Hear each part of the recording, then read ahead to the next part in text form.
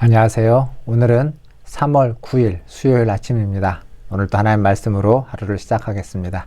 오늘 말씀은 레위기 6장 24절에서 7장 10절까지 말씀입니다. 제가 읽겠습니다. 여호와께서 모세에게 말씀하여 이르시되 아론과 그의 아들들에게 말하여 이르라. 속죄제의 규례는 이러하니라. 속죄제 제물은 지극히 거룩하니 여호와 앞 번제물을 잡는 곳에서 그 속죄제 제물을 잡을 것이요 죄를 위하여 제사 드리는 제사장이 그것을 먹되 곧 회막들 거룩한 곳에서 먹을 것이며 그 고기에 접촉하는 모든 자는 거룩할 것이며 그 피가 어떤 옷에든지 묻었으면 묻은 그것을 거룩한 곳에서 빨 것이요 그 고기를 토기에 삶았으면 그 그릇을 깨트릴 것이요 유기에 삶았으면 그 그릇을 닦고 물에 씻을 것이며 제사장인 남자는 모두 그것을 먹을지니 그것은 지극히 거룩하니라. 그러나 피를 가지고 회막에 들어가 성소에서 속죄하게 한 속죄제 제물의 고기는 먹지 못할지니 불사를지니라. 속건제의 규례는 이러하니라. 이는 지극히 거룩하니 번제물을 잡는 곳에서 속건제의 번제물을 잡을 것이요 제사장은 그 피를 제단 사방에 뿌릴 것이며 그 기름을 모두 들이되 곧 그 기름진 꼬리와 내장에 덮인 기름과 두 콩팥과 그 위에 기름 곧 허리 쪽에 있는 것과 간에 덮인 꺼풀을 콩팥과 함께 떼어내고 제사장은 그것을 다 제단 위에서 불살라 여호와께 화제로 드릴 것이니 이는 속건제니라. 제사장인 남자는 모두 그것을 먹되 거룩한 곳에서 먹을지니라. 그것은 지극히 거룩하니라. 속죄제와 속건제는 규례가 같으니 그 제물은 속죄하는 제사장에게로 돌아갈 것이요 사람을 위하여 번제를 드리는 제사장 곧 그 제사장은 그 드린 번제물의 가죽을 자기가 가질 것이며 화덕에 구운 소제물과 냄비에나 철판에서 만든 소제물은 모두 그 드린 제사장에게로 돌아갈 것이니 소제물은 기름 섞은 것이나 마른 것이나 모두 아론의 모든 자손이 균등하게 분배할 것이니라. 아멘. 오늘 말씀은 속죄제와 속건제 추가적인 규정, 추가적인 규례에 대한 말씀입니다.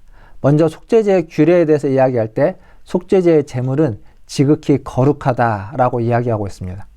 속죄제의 제물을 잡아서 하나님 앞에서 제사장이 그것을 제물을 잡아가지고 피를 받습니다. 그 피를 가지고 안에 성소에 들어가서 휘장 앞에 피를 뿌리는 경우가 있고 그렇지 않고 번제단에 피를 뿌리고 바르는 경우가 있습니다. 앞에 4장을 보면 속죄제가 4가지 경우로 나눠지고 있습니다. 첫 번째는 제사장의 속죄제가 있고 그리고 온 회중의 속죄제가 있습니다. 그리고 족장의 속죄제가 있고 평민, 가난한 사람을 포함한 평민의 속죄제 이렇게 4가지로 속죄제의 어떤 대상들이 나눠지고 있습니다. 그러나 이 모든 속죄제물은 다 거룩하고 그래서 피를 뿌리고 피를 뿌린 후에는 그 제물 중에 특히 기름 부분, 가장 귀한 부분은 다 구별해서 그것을 다 번제단에서 태우고 이제 고기가 남게 됩니다. 이 고기를 처리하는 방법에 대해서 오늘 말씀이 이야기해 주고 있습니다. 특별히 고기를 처리함에 있어서 이 고기, 속죄제 제물은 지극히 거룩하다고 했죠. 이 고기는 거룩하기 때문에 이 고기를 성전 밖으로 가지고 갈 수 없고 그 안에서 제사장들이 다 회막들에서 먹도록 되어져 있습니다. 또한 그 고기는 거룩하기 때문에 그 고기에 접촉하는 자, 오늘 말씀을 보면 고기에 접촉하는 모든 자는 거룩할 것이다 라고 이야기하고 있습니다. 즉 거룩한 제물, 그 거룩한 제물을 먹는 제사장 또한 거룩해야만 한다는 것이죠. 거룩하게 된다, 하나님께 바쳐지는 자가 된다 라고 성경은 이야기하고 있습니다. 그런데 여기서 특이한 점이 하나가 있는데 그 속죄제 중에 일부 제물은 먹을 수 없다라고 30절이 이야기해주고 있습니다. 피를 가지고 회막에 들어가서 성소에서 속죄하게 한 속죄제 제물은 그 고기를 먹을 수 없다라고 되어 있죠. 먹지 않고 불사르도록 되어져 있습니다. 이런 경우가 어떤 경우냐면 제가 앞에서 4가지 경우를 이야기했는데 그 중에 앞에 2가지 제사장과 온 회중의 속죄제의 제물은 먹을 수 없습니다. 왜냐하면 그 속죄제의 피는 회막 안, 성소 안으로 가지고 와서 휘장 앞에 뿌렸기 때문에 그러한 속죄제 제물은 먹지 못하도록 되어져 있습니다. 이는 아마 그 속죄제가 그게 더 하나님 앞에서 크고 중하기에 하나님 앞에 드리는 제물을 어떤 일부분만이 아니라 온전히 전부를 드리도록 하는 것이다 라고 이야기할 수 있습니다. 그리고 이어서 나오는 말씀은 속건제의 규례입니다. 속건제는 제물을 받아서 그 피를 제단에 뿌리고 그 제물에 있는 기름진 부분들을 걸러서 떼어내어서 하나님 앞에 번제로, 화제로 드리는 제사입니다. 그리고 남은 그 고기가 있지 않습니까? 그 고기는 동일하게, 속죄제와 동일하게 제사장들이 그 회막들 거룩한 곳에서 먹도록 되어져 있습니다. 그런 의미에서 오늘 말씀을 보면 7절에 속죄제와 속건제는 규례가 같다라고 표현되어져 있죠. 그것은 이 외적인 형식이 굉장히 유사하다는 겁니다. 제물을 잡고 또 거룩한 제물 중에 일부를 기름진 곳을 떼어내어서 번제로, 화제로 하나님 앞에 드리고 그 남은 고기는 제사장이 회막들에서 먹는다는 면에서 그 규례가 같다라고 표현되어져 있습니다. 그런데 속죄제와 속건제의 큰 차이는 형식은 유사하지만 내용에서의 차이인 거죠.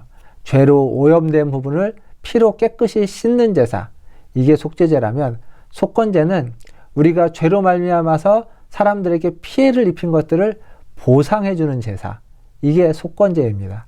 그래서 속건제는 드려지는 제물의 제사 이전에 그 죄로 말미암은 피해를 보상해주는 일을 먼저 행해야만 하는데 그 더 큰 의미가 있다라는 사실입니다.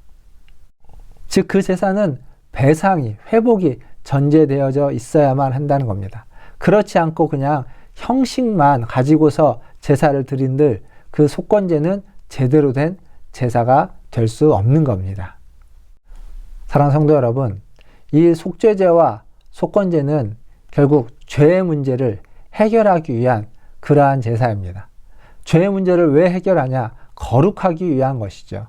하나님 앞에서 거룩한 자가 되기 위해서, 하나님 앞에서 흠이 없는 깨끗한 자가 되기 위해서 이 죄의 오염을 제거해야만 하고 죄로 말미암아 벌어졌던 어떤 영향들, 어떤 피해들을 복구해주고 보상해주는 그러한 일들이 있어야만 한다는 겁니다. 그러할 때 우리는 깨끗하게 될 수 있고 회복될 수 있고 그러할 때 우리는 거룩해질 수 있다라는 것을 오늘 이 제사는 이야기해주고 있습니다. 사랑하는 성도 여러분, 우리가 살아가면서 언제나 항상 무음할 수는 없습니다.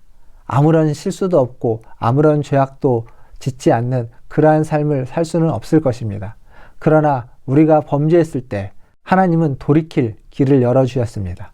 그 죄를 어떻게 씻어야 되는지, 그 더러움을 어떻게 씻어야만 하는지, 그리고 그 문제를 해결하기 위해서 우리가 어떠한 일을 해야만 하는지 이 제사가 잘 말해주고 있습니다.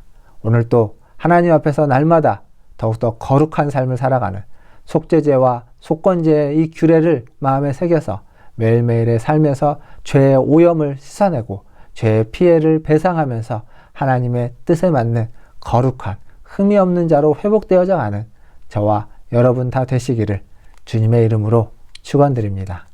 오늘은 대통령 선거가 있는 날입니다.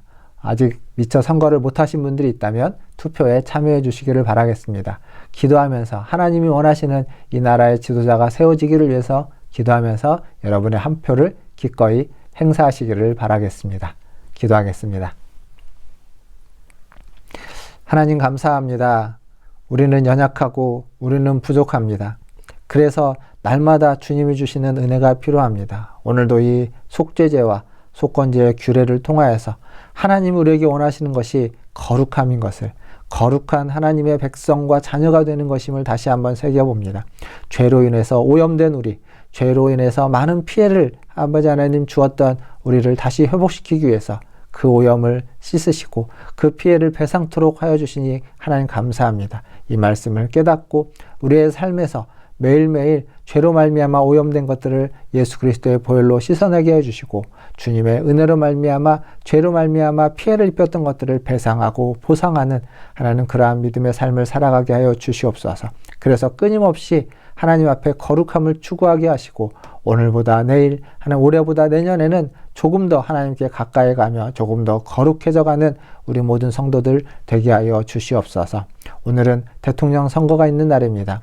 아직 투표하지 못한 우리 성도들이 있다면 하나님 건강을 주셔서 하나님 투표할 수 있도록 허락하여 주시고 그 한 표로 인해서 하나님 이 나라가 하나님의 뜻 가운데에서 하나님 귀한 지도자가 세워질 수 있도록 은혜 베풀어 주시옵소서. 또한 하나님 투표가 있는 후에는 하나님 선거가 끝난 뒤에는 다시 나라가 분열되지 않고 하나가 될 수 있도록 하나님 은혜 베풀어 주시고 서로 다른 이에게 투표를 했을지라도 아버지 하나님 그 결과에 승복하며 함께 하나님이 원하시는 나라를 만들어가기 위해서 기도하고 마음을 모으고 뜻을 모으는 우리 온 국민이 될 수 있도록 은혜 베풀어 주시옵소서. 하나님 오늘 하루도 주님의 손에 의탁합니다. 하나님께서 우리 성도들 기억하여 주시고 각자의 필요에 따라 형편에 따라 돕는 은혜의 손길을 허락하여 주시옵소서. 모든 것을 주님의 손에 의탁합니다. 산불로 인해서 어려움 당하고 있는 자들에게 하나님 은혜를 베풀어 주시고 하나님 그들이 회복될 수 있도록 아버지 그 땅에 자비와 긍휼을 베풀어 주시며 또 전쟁으로 인해서 어려움 당하고 있는 하나님 그 우크라이나 땅에 하나님 자비와 긍휼을 보내어 주시고 아버지 허락하여 주셔서 다시 한번 그곳에 평화가 임하게 하여 주시옵소서. 모든 것을 주님의 손에 의탁하며 우리 구주 예수님의 이름으로 기도하옵나이다. 아멘. 사랑합니다. 축복합니다. 또 내일 아침에 뵙도록 하겠습니다. 샬롬.